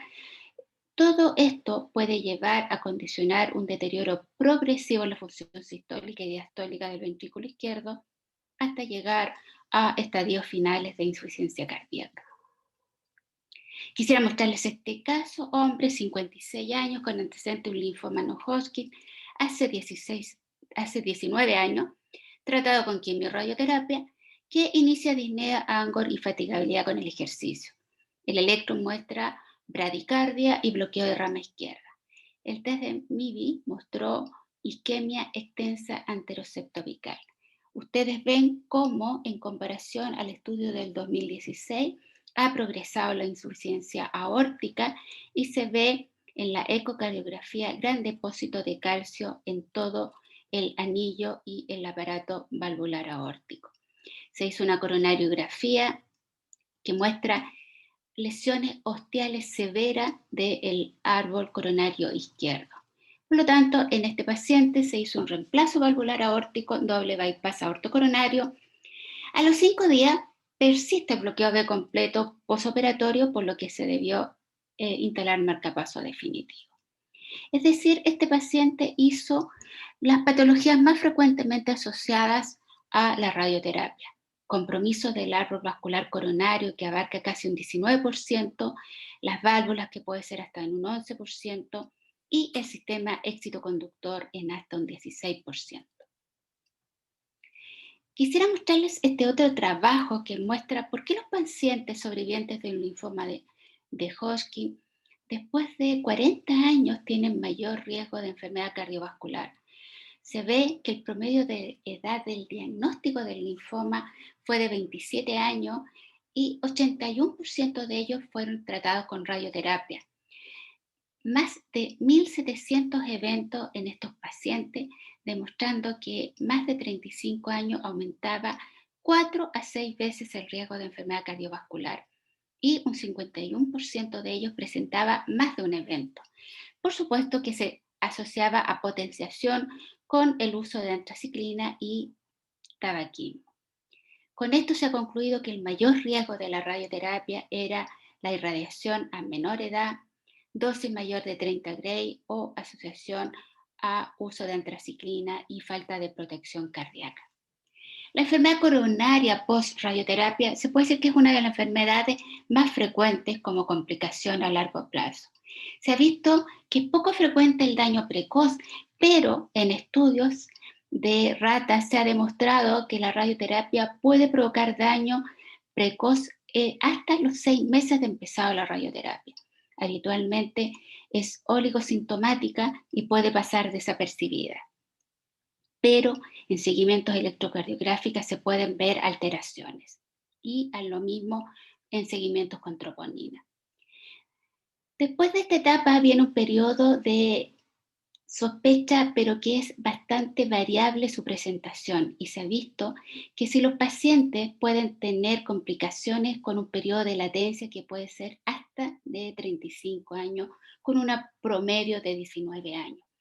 En menores de 50 años que recibieron la radioterapia, el daño es habitualmente más agresivo y se presenta en la primera década de finalizada la radioterapia. En cambio, en los mayores de 50 años, el daño coronario es francamente más tardío. ¿Qué produce la radiación? Como les decía, alteración micro y macrovascular con alteración de la densidad y disminución del diámetro de los capilares, depósito de colágeno, fibrosis, aumento del estrés oxidativo con liberación de todas las citoquinas inflamatorias que favorecen la adhesión celular y reclutación de todas las células inflamatorias y disminución del óxido nítrico.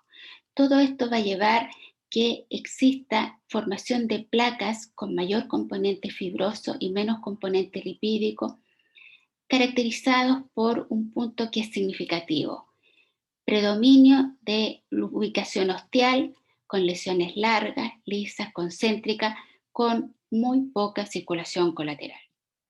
Esto va a llevar, como les decía, a lesiones isquémicas silentes o, francamente, síndromes coronarios agudos. Aquí está resumido que el efecto de la neoplasia, como ustedes saben, puede provocar per se daño endotelial, trombosis coronaria y embolización por los factores procoagulantes del tumor, y el efecto de la quimioterapia va a ir potenciando este punto, con lo que asociado a la radioterapia puede aumentar el estrés oxidativo, inflamación, trombosis de los capilares más pequeños, fibrosis, formación y o hemorragia intraplaca. En este importante estudio de 182 pacientes con cáncer de mama, que se siguió por casi 10 años, se pudo ver que con medidas de protección del árbol coronario se podía disminuir la cardiotoxicidad en la coronaria. Pero se veía que si la persistencia de alta dosis en la DEA proximal mayor de 5 Gray provocaba gran necesidad de angioplastia percutánea. En cambio, si se logra obtener dosis de menor de 1 Gray, notoriamente las lesiones van a disminuir, pero nunca van a llegar a cero. Quizás por la dificultad de proteger en forma adecuada el árbol coronario, por la posición y la exposición más anterior de la radioterapia.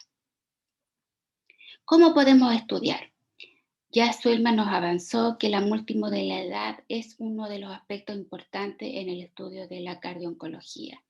Nosotros contamos con la ecocardiografía transtorácica, que es nuestra primera aproximación, bajo costo, no irradia, multiplanar, pero la resonancia es mucho más exacta, reproducible, no irradia pero tiene el problema de costo en la mayoría de nuestros países. La medicina nuclear nos entrega algunas informaciones significativas, principalmente desde el punto de vista metabólico, pero irradia al igual que el escáner, que tiene alta resolución espacial. Podemos utilizar en estos pacientes un punto que en cardiología nos ha ido ayudando cada vez más en algunas estratificaciones de riesgo, y es el score de calcio. Sabemos que tiene valores de corte distinto entre el género femenino y masculino, pero tiene alto valor predictivo negativo. En estos casos, para evaluar nuestros pacientes con enfermedad coronaria post-radioterapia, como les decía, puede ser principalmente en efecto tardío. Tenemos que pensar que puede haber desde un 5 hasta un 20% en la incidencia de esta patología. Se agrava con factores de riesgo cardiovascular. Puede aparecer entre los 10 hasta los 30 años de la exposición, y los pacientes menores de 50 años que fueron tratados con radioterapia presentan mayor incidencia de aterosclerosis acelerada. El score de calcio es nuestro punto, yo diría, basal en el estudio de estos pacientes, pero también podemos basarnos en el ecoestrés, MIBI o SPECT de medicina nuclear. El escáner cardíaco nos otorga una amplia y valiosa información, ya que es capaz de detectar no solamente el score de riesgo, sino que ver el aorta de porcelana, que es tan frecuente en estos pacientes. ¿Cómo podemos utilizar estas técnicas de seguimiento de imágenes? Es pruebas de estrés solamente si el paciente presenta alguna variación clínica en cualquier momento de la evolución. Si el paciente es asintomático, se aconseja cada 5 años hacer un electrocardiograma y un eco transtorácico. Y a los 10 años hacer un escáner coronario con score de calcio o pruebas de estrés específicas. Este otro caso, mujer 53 años, linfoma no-Hodgkin mediastínico tratado a los 15 años y evoluciona con insuficiencia cardíaca progresiva, por lo que su médico tratante en el norte de Chile le inicia terapia con YECA, inhibidores, espironolactona, beta-bloqueadores y diuréticos. Se hizo una coronariografía en su ciudad que demostró que no tenía lesiones hemodinámicamente significativas. El ecocardiograma transtorácico mostraba una FEBI 45%, hipoquinesia global, sin alteraciones valvulares y dilatación vía auricular. Como les decía, esta paciente era del norte de nuestro país y fue derivado para hacerse una resonancia nuclear magnética para mi gran amigo, doctor Javier López, que fue el que me facilitó este caso. Él empieza a hacer el estudio de la resonancia y muestra que hay una disfunción ventricular izquierda leve con una fracción de eyección de 44%, el lado derecho mostraba 55%, había dilatación vía auricular. El mapa T1 descartó la presencia de fibrosis difusa, lo mismo que el mapa T2 que descartó inflamación. Después el realce tardío con gadolinio descartó fibrosis miocárdica focal. Por suerte, estaba él que hacer seguimiento en el estudio mismo del paciente y empezó a hacer estudios más funcionales y con inspiración profunda empezó a aparecer esta imagen que se ve claramente cuál es el chip septal inspiratorio, con lo cual él se orientó a la patología de esta paciente. Completó su estudio con ir a mirar el pericardio y demostró que tenía un realce pericárdico positivo. Como les decía, demostró y confirmó el chip septal. No había quiebre de las líneas del tagging y había engrosamiento pericárdico y, como ustedes ven, una gran dilatación de la cava inferior. Por lo tanto, esta paciente lo que tenía era una pericarditis constrictiva relacionada con la radioterapia previamente utilizada. Aquí está el esquema de todo lo que se utiliza la resonancia para el estudio de la pericarditis constrictiva, con el beneficio del realce pericárdico y los engrosamientos pericárdicos, más los estudios funcionales relacionados con la respiración.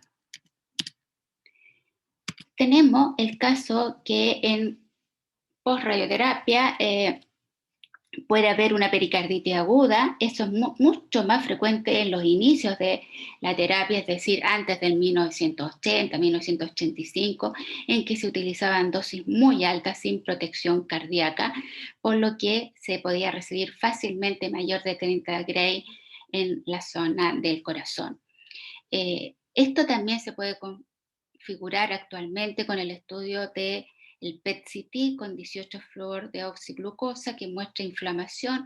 Ustedes ven cómo se captura y capta toda la zona del pericardio para confirmar la pericarditis aguda. La pericarditis crónica se puede ver entre los 20 a 30 años post-radioterapia.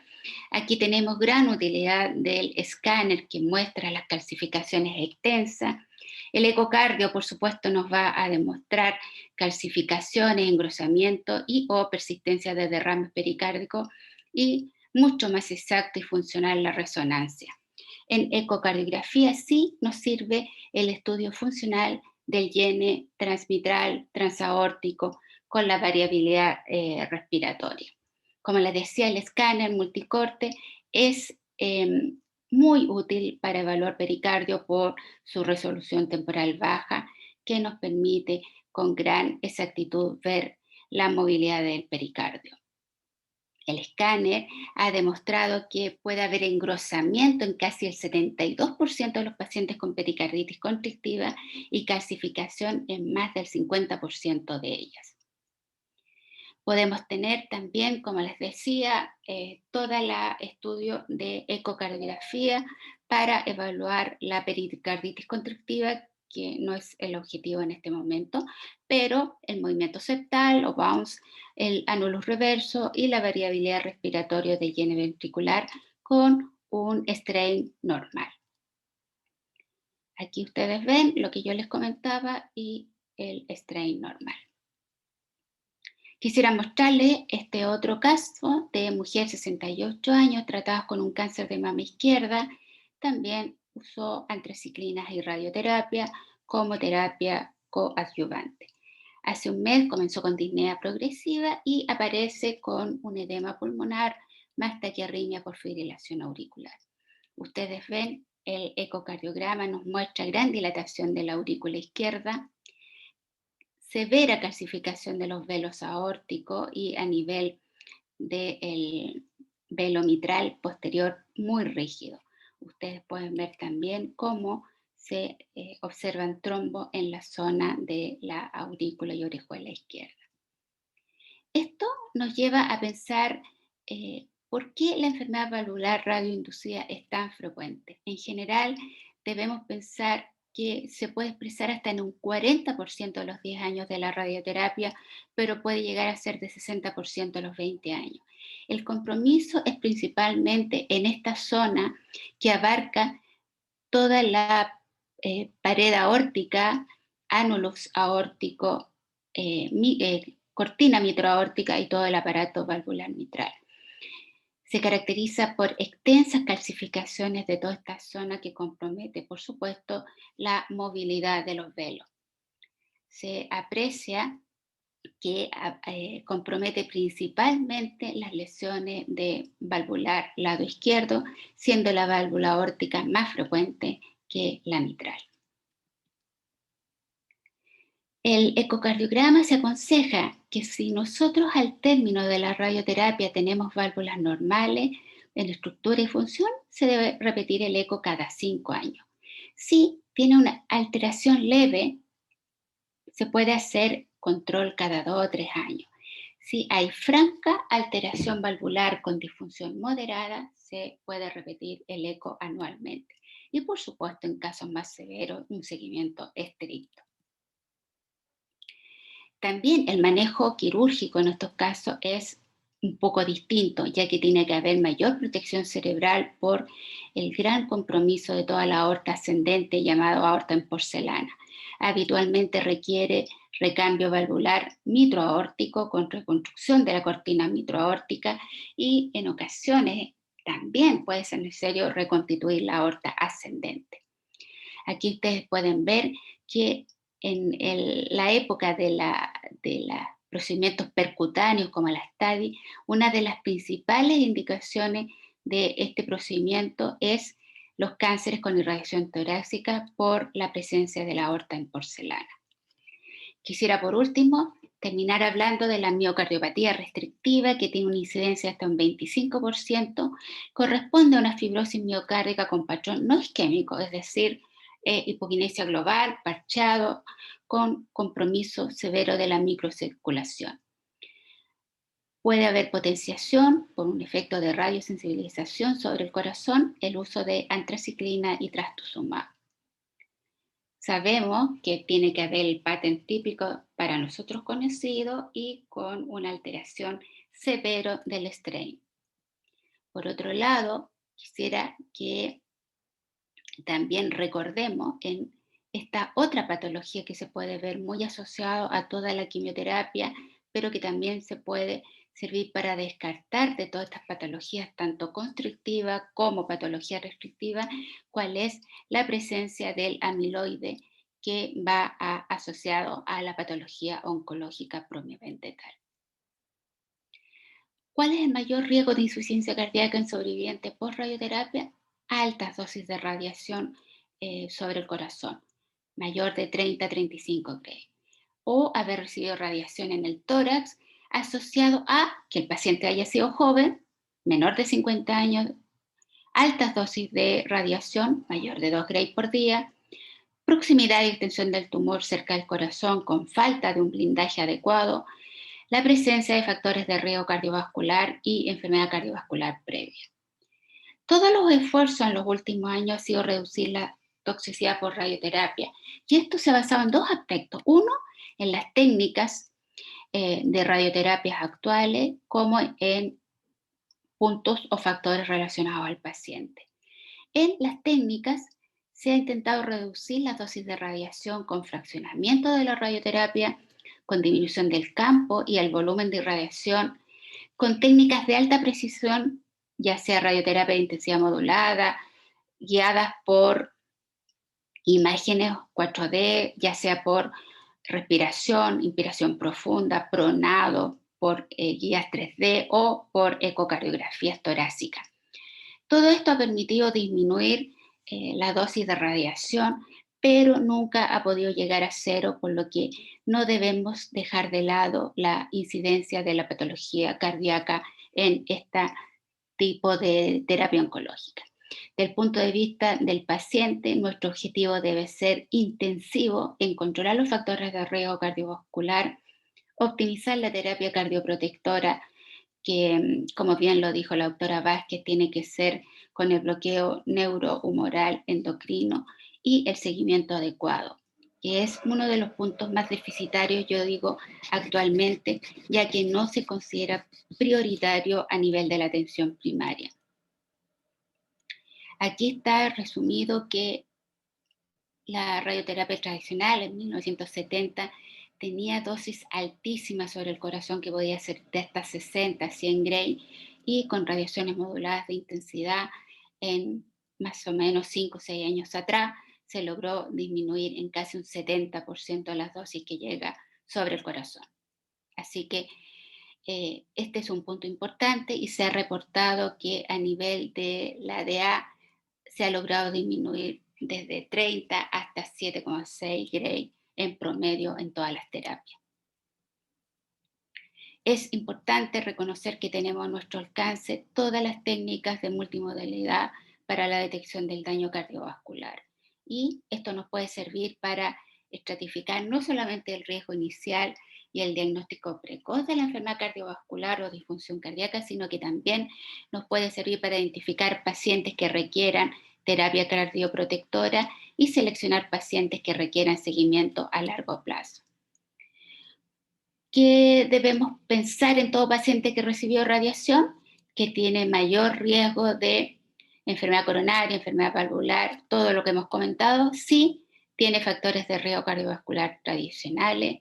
Si fue muy joven al momento de la radioterapia, si ha pasado muchos años desde que recibió esta hasta los síntomas actuales, si tiene una enfermedad cardiovascular previa y si ha recibido dosis alta de radiación o se asoció a quimioterapia cardiotóxica.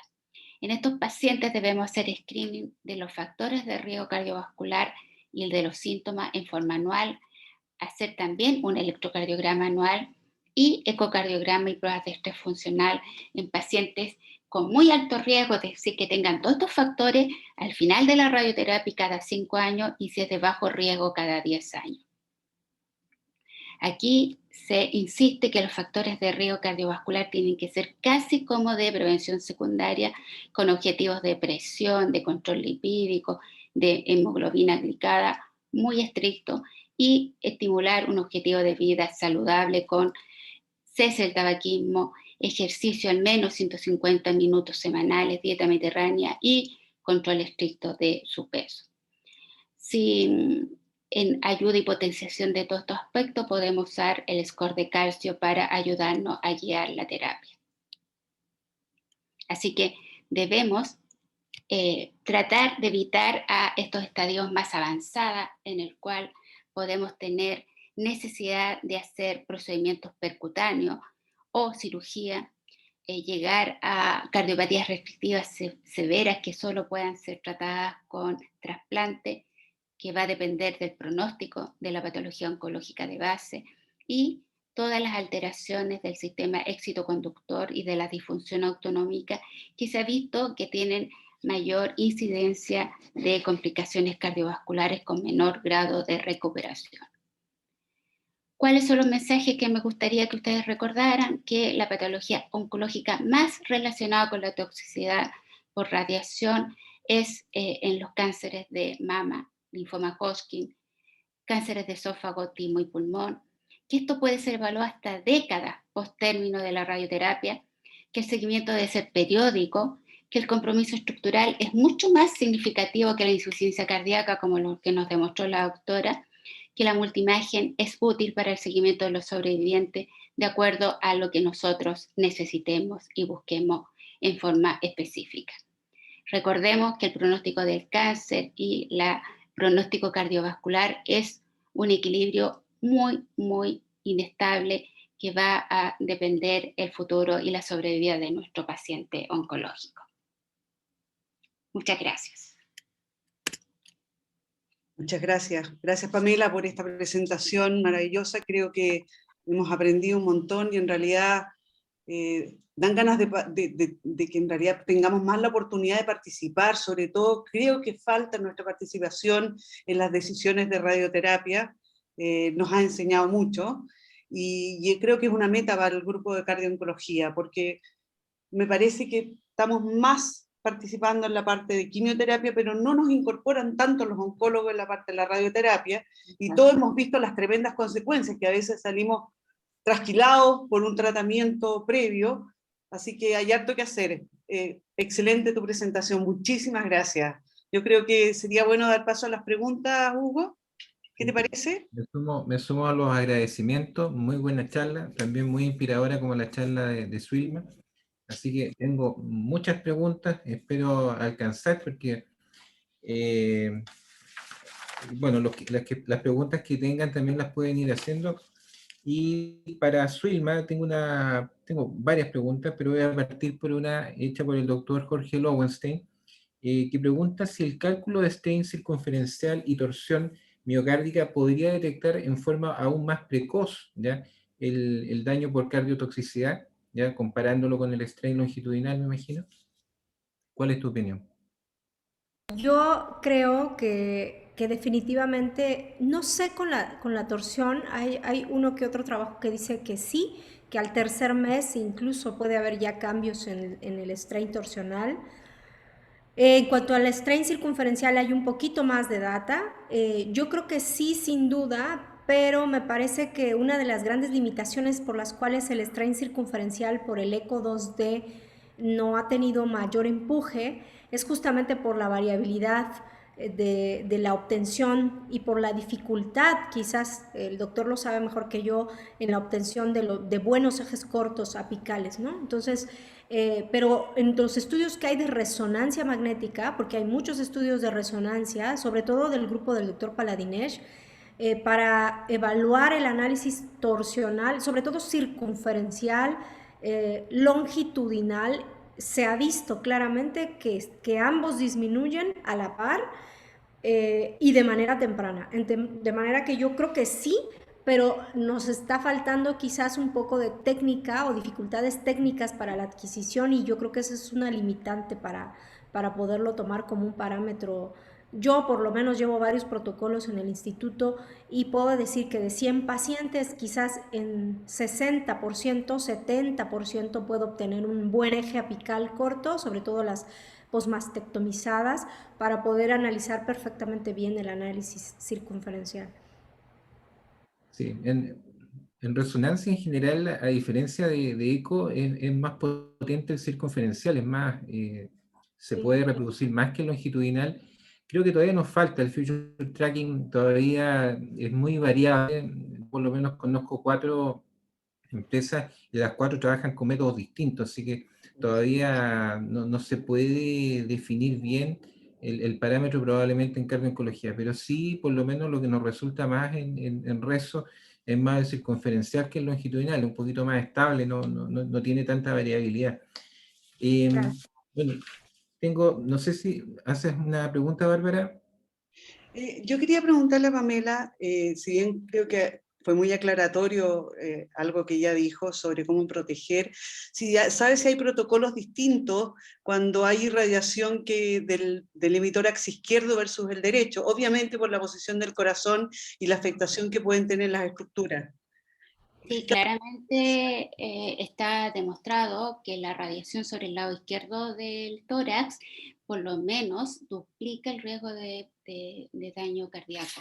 Así que en general los mecanismos de protección son principalmente cuando se irradia el lado izquierdo, y ahí se han utilizado métodos tangenciales, métodos de seguimiento tridimensionales, para tratar de llegar a la zona tumoral sin castigar directamente la zona cardíaca. Así que existen numerosos estudios y trabajos de los radioterapeutas en estos momentos para hacer seguimiento de todos estos procedimientos lineales, tridimensionales, para ir abarcando siempre tangencial al volumen cardíaco. Ese es el aspecto. Se considera el corazón como un volumen y se trata de ir irradiando en forma tangencial, pero tratando de llegar a la zona cardíaca con la dosis útil para eliminar la neoplasia propiamente tal, ¿ya? En cambio, en el lado derecho se les da mucho más libertad a los radioterapeutas porque como utilizan estas líneas tangenciales, no llegan al corazón. Así que ahora, 0,0 no, porque igual se logran dosis. Y las zonas más comprometidas sigue siendo como es el ventrículo derecho, ahí también, ¿no es cierto?, pasa el bloqueo en la rama derecha, por lo tanto es mucho más frecuente que tengamos bloqueo de rama derecha y compromiso de la coronaria derecha en las irradiaciones de cánceres de mama derecho o pulmón en esa zona. Gracias, Pamela. Muy bien. Tengo otra pregunta que, bueno, puede ser también para las dos, tanto de Carolina Cabrera como de Miguel Ángel Millán, que preguntan acerca de la utilidad del péptido natriurético ya en el seguimiento por cardiotoxicidad. Pues se ha hablado mucho de troponina, pero la pregunta es, ¿qué pasa con el péptido? Bueno, es una pregunta muy, muy interesante. Los péptidos natriuréticos sin duda forman parte de los biomarcadores fundamentales, pilares que usamos, pero está hoy bien claro también que su elevación requiere incremento de volumen, sobrecarga de volumen a cavidades izquierdas. Entonces se utiliza mucho, por ejemplo, en todos los algoritmos que hay de manejo para cuando utilizamos inhibidores checkpoints. para detectar miocarditis de manera temprana, pero recordar que cuando ya lo estamos detectando, pues ya va a haber sobrecarga volumétrica que va a permitir que la aurícula distienda un poco y que se logre liberar el péptido. Entonces, cuando se ha comparado en cuanto a tiempo del diagnóstico precoz mediante troponina y péptidos natriuréticos, se ha visto que el péptido eleva ligeramente después. Entonces, no sirve tanto para un diagnóstico precoz de daño a la fibra, sirve para diagnosticar un poco más falla cardíaca, o sea, un poco, digamos, cuando el paciente ya está haciendo más sobrecarga volumétrica. Entonces, nosotros lo utilizamos mucho. Tenemos pacientes con cáncer de colon que están utilizando inhibidores checkpoints. Sin duda utilizamos péptidos natriuréticos. También cuando el paciente estamos en el monitoreo, lo pedimos, pero definitivamente no es un biomarcador de daño temprano. O sea, es un biomarcador que nos va a ayudar a vigilar en los estadios de falla cardíaca, más que para detectar daño temprano. Sí, yo estoy completamente de acuerdo con Suilma. Creo que la troponina es predictor de daño. En cambio, el péptido es más como factor pronóstico. ¿Ya? Yo creo que esa es la diferencia. Para predecir daño precoz, no. Pero sí nos puede decir cómo va a ir evolucionando ese paciente. Va a tener mejor o peor pronóstico, ¿ya? Por lo tanto, creo que es muy grande la diferencia. Troponina sí que nos ayuda para el diagnóstico precoz. Tengo varias preguntas, pero tengo una del doctor José Armendáriz y también que formula el doctor Jorge Lowenstein, en relación al impacto del ventrículo derecho en la terapia oncológica. ¿Ya? Se ve, no es tan frecuente, pero ¿cuál sería su impacto? Yo creo que el ventrículo derecho está tomando más relevancia en muchos escenarios y la cardiooncología no es la excepción. Yo creo que más bien hay poca data. Hoy sabemos, de acuerdo al consenso, que deberíamos revisar al ventrículo derecho más frecuentemente, desde parámetros básicos que utilizamos siempre, como el TAPSE, la onda S, la fracción de acortamiento, hasta los que tengamos posibilidad de hacer strain, y ya nos ponen un valor de corte que antes no se mencionaba para nada al ventrículo derecho. Hoy el valor de corte de menos 20 nos dice, bueno, tenga en cuenta que un valor de menos 20, por debajo de menos 20 es de riesgo, es peligroso. De manera que yo creo que sí, que cada vez va saliendo más data consistente, que debemos de volver y voltear a ver al ventrículo derecho, porque claro que si la afectación es del ventrículo izquierdo, debería, o sea, por supuesto que es también del ventrículo derecho, solo que quizás lo revisamos poco, es como el ventrículo olvidado siempre. Ahora, como yo les había comentado en la pregunta previa de Bárbara, en radioterapia es significativamente importante el rol del ventrículo derecho por lo que les dije, su posición más anterior en el tórax es el que recibe el hit más importante de la radioterapia y está descrito clásicamente que tiene más compromiso de la rama derecha en todos los pacientes que han recibido radioterapia y tiene mayor riesgo de la coronaria derecha. Entonces uno tiene que ir a buscar específicamente compromiso. Se ha hablado también de no solamente trastornos de la conducción, sino que disfunción autonómica, que está ubicada principalmente, ¿no es cierto?, en la afluencia hacia la aurícula derecha, y esta disfunción autonómica determinaría un mayor riesgo de complicación y de mortalidad cardiovascular. Es decir, los pacientes tienen menor respuesta de recuperar la frecuencia, ¿ya? Y eso determinaría mayor mortalidad. Estoy absolutamente de acuerdo con Suilma que falta estudio, pero como falta en toda la cardiología, estamos recién haciendo estudios más dirigidos con la utilidad de todos los puntos que ella consideró, y en oncología tiene que ser más también, así que hay que considerarlo, especialmente por radioterapia. La ¿Y alguna mención en relación al patrón diastólico? ¿Ya? No es raro que a veces tengamos algunos cambios, que pasemos de disfunción diastólica de 1 a 2, por ejemplo, sin mayor cambio. ¿Qué valor le darías a la disfunción diastólica que se puede observar en los pacientes de cardio-oncología? Y a mí me ha pasado alguna vez, tengo una Sí. pregunta también de aquí, es decir, ¿cómo que no hay que hay mayores cambios en lo otro, pero sí en la función diastólica?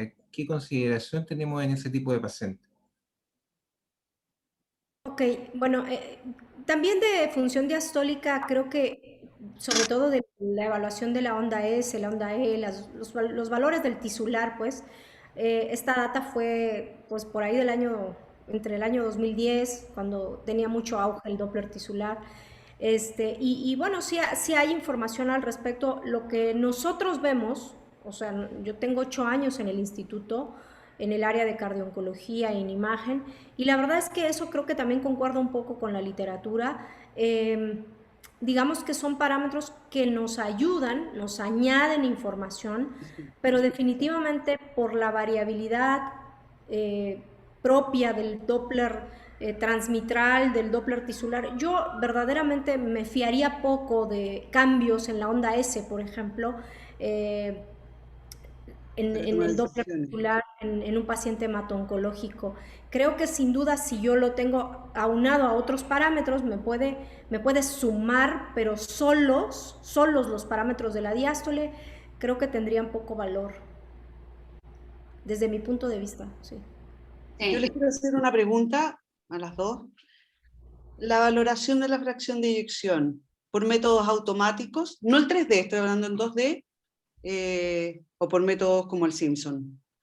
¿Por qué les pregunto? Porque siento un poco que con el Simpson puede que tú mejores esa medición, pero puedes modificar tu reproducibilidad en un segundo control, ¿cierto? ¿Qué opinan al respecto? Doctora Pame. Automático 3D, ¿verdad? O 2D, 2D. los equipos que vienen con el sistema automático. Mira, es que todo va a depender de la ventana que tú tienes. Si tú tienes una muy buena ventana, el 2D automático es fantástico y el seguimiento va a ser fantástico. Pero ese mismo efecto lo vas a tener con el Simpson. Ahora, si tenemos una paciente con una prótesis en que no vemos bien, bueno, los dos te va a servir. Así que yo lo uso bastante, me gusta. Pero sigo sintiéndome más segura haciendo el Simpson. Maña de vieja.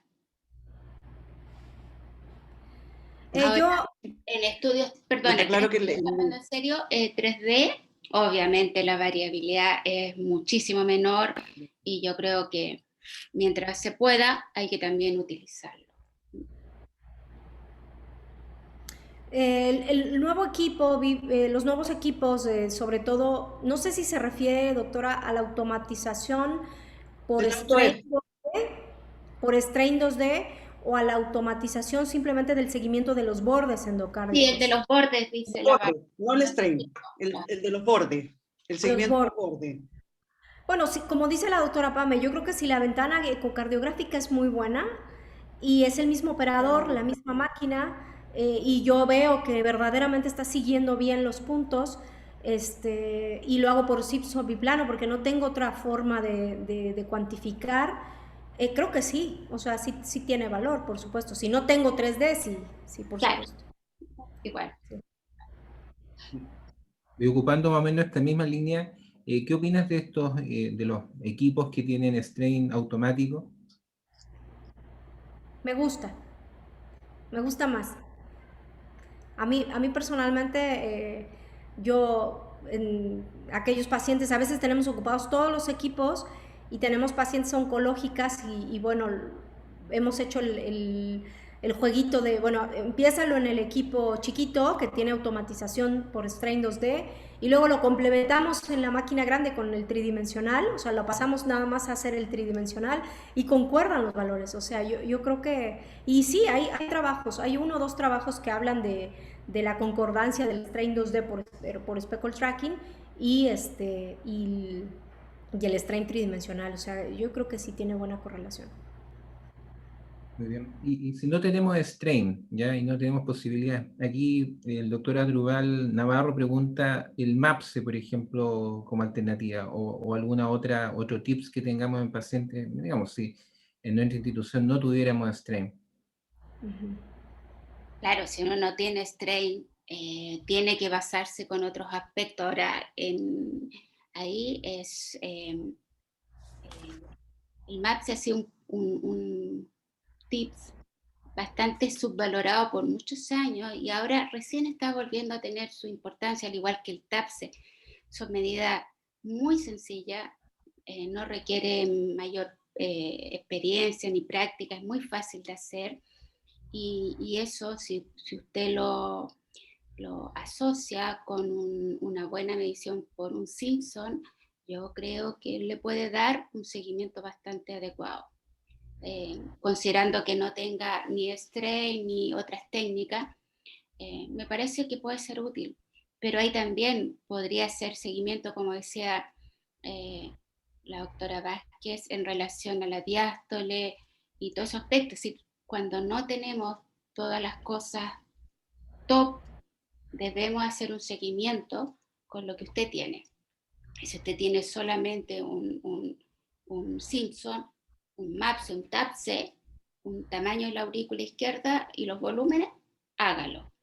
Pero lo importante es que lo siga, ojalá un mismo operador y asociado a la clínica y al estar pensando siempre cuáles son los potenciales riesgos del paciente en base a la terapia que recibió. Si recibió antraciclina, si recibió trastuzumab, si recibió radioterapia. Sabiendo qué es lo que debemos buscar, hacer un seguimiento clínico y en base a lo que podamos contar con los equipos que podamos contar en ese momento. Si uno no tiene ninguno de estos preceptos, puede servir mucho, como lo dijo la doctora Vázquez, las troponinas. Exacto. Que están accesibles a todos, eso es una disponibilidad muy amplia, yo creo que en cualquier país. Antes de pasar a las preguntas, tengo algunas de tratamiento como tal. Quería hacerles una acotación que hace el doctor Mario García desde Nueva York. Mis saludos, doctor García. Y habla de una pregunta. Un autor explicaba que la discordancia entre la caída del strain longitudinal con FEDI preservada al inicio del daño miocárdico se debía al efecto compensatorio del strain circunferencial, que se afectaría más tardíamente. ¿Qué opinan? ¿Ya? En el sentido de que el strain circunferencial caería después que el longitudinal. Bueno, esta es una pregunta que me encanta porque yo la he discutido en varios foros con el doctor Manivanan, con el doctor Plana y el doctor Lowenstein es testigo. Sin duda creo que hay mucha controversia, hay trabajos en la literatura. Yo me he dedicado exclusivamente alguna charla que di a investigar cuántos trabajos hay en la literatura que hablen de que la caída es en cuanto al comportamiento en cardiooncología, sobre todo me refiero a los pacientes que usan antracíclicos e inhibidores HER2, estoy hablando de los que afectan la fibra miocárdica. En ese grupo específico de pacientes, cómo se comporta la mecánica ventricular. Eso lo hemos platicado muchas veces. Si es el mismo comportamiento que en las miocardiopatías hipertróficas, donde la caída del strain longitudinal y con FE relativamente conservada, tiene que mantenerse la fracción de eyección por algo. Esa es la lógica, ¿no? O sea, uno dice, bueno, ¿cómo se mantiene la fracción de eyección si ya cayó el strain longitudinal? Pues algo lo debe de compensar y eso tendría que ser el circunferencial o el torsional. Y hay por ahí 2 o 3 trabajos que dicen que sí, que quizás los cambios en cardiooncología son más tempranos o son muy breves y por eso no los logramos encontrar, digamos, porque insonamos a los pacientes a veces a los 3 o hasta los 6 meses, ¿no? Pero quizás entre esos 3-6 meses, esos cambios o ese incremento en el strain circunferencial breve, no lo vemos y por eso quizás cuando hacen estudios incluso de resonancia se ha visto que caen al parejo, tanto el longitudinal, el circunferencial, el torsional, etc. Entonces, y hay gente que definitivamente dice que no, que en cardiooncología no existe este factor compensatorio y todo es para abajo a pesar de que la fracción de eyección sea normal. Yo creo que esto aplica si la fracción de expulsión está arriba del 60%. Si la fracción de expulsión es entre el 50 y el 60%, quizás nos estamos perdiendo de algún valor de manera temprana, y quizás por la resonancia es la que finalmente nos podría dar la respuesta. De manera que es una controversia. ¿Es el doctor Mario García el que preguntó? Pues Sí. él debe decirnos su opinión también. Sí, yo también le pediría a él. Escucharlo, me gustaría escucharlo. ¿Es No sé posible? si lo podríamos conectar, no sé si estará Fabián. conectado. Si levanta su mano, lo conectamos. Si está, te lo agradecería. Mientras vemos si podemos conectar al doctor García, tengo varias preguntas de tratamiento, varias del doctor Miguel Ángel Millán, pero podemos resumirla en un punto. A mí me pareció interesante el tema del uso del sacubitril en tratamiento, no lo había visto, así que se ve una terapia prometedora. Pero en ese sentido, ¿qué es lo que ocupa generalmente en el tratamiento? ¿Cuál sería tu target? ¿Hasta qué presión objetivo, frecuencia objetivo? Y si dentro de los beta bloqueadores consideras que sabemos que son muy distintos, pero ocupas cualquiera, ¿tienes algún beta bloqueador en especial, nebivolol o algún otro carvedilol que te guste más sobre el resto? Sí, bueno, la verdad es que en los trabajos que yo revisé, y en el consenso que les mostré, en el del American Heart, son clarísimos. Ellos dicen, los estudios que más han demostrado en cuanto a betabloqueadores son dos. El estudio Prada demostró que el metoprolol definitivamente no funcionaba, que sí que quizás evitaba un poco el aumento de las troponinas, pero en cuanto a cambios en FE, pues no tuvo mayor impacto, le ganó el candesartán. Entonces, en cuanto a betabloqueadores se refiere, creo que la consistencia en los resultados es superior para carvedilol y bisoprolol, y son los que nosotros utilizamos en la clínica, esos dos, carvedilol y bisoprolol. Cuando no tengo ninguno de los dos, me cuesta un poquito trabajo decidir. Definitivamente metoprolol le tengo un poquito más me voy un poquito más despacio, prefiero iniciar o sea, generalmente siempre los combinamos, nunca dejamos a un paciente solo. Si lo tolera, dejamos el beta bloqueador y el inhibidor de la ECA de preferencia, e inclusive estatina. Nosotros así los tenemos. Ya está el doctor Mario García, creo. Sí, lo tenemos de panelista, no sé si estará conectado. Ok. Ah, ya. Tiene que habilitar su micrófono si quiere hablar el doctor García. Ah, No, no. No soy el doctor, perdón, un comentario. sí, no Dice es que no es el de Nueva York. Ya. No. No tengo Bueno, experiencia en strain circunferencial. no sé, había otra pregunta también para Pamela en relación y ya terminando, que se nos ha pasado la hora. Normalmente los pacientes que tienen radioterapia son pacientes que tienen un tórax ya dañado, en aorta en porcelana. ¿Tienes alguna experiencia, por ejemplo, en este tipo de pacientes que no se puedan operar o que sean de muy alto riesgo, ya considerando estos factores, como te digo, para el cirujano? Puede que sea un poco fuera de nuestra área De de competencia. trabajo.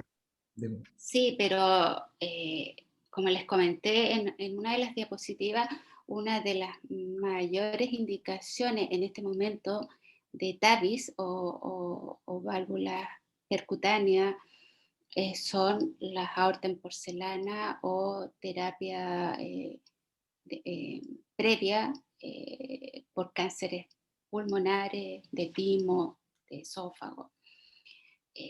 Así que yo creo que sí, se conoce, ¿no es cierto?, que la radioterapia produce fibrosis en toda la zona, por lo tanto un cirujano que va a operar, hacer solamente la esternotomía, es de altísimo riesgo porque está todo pegado, adherido, con gran formación de fibrina.